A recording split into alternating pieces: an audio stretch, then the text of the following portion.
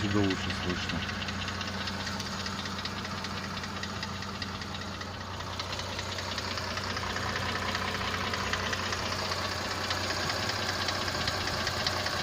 Судя по всему, слышит поршень.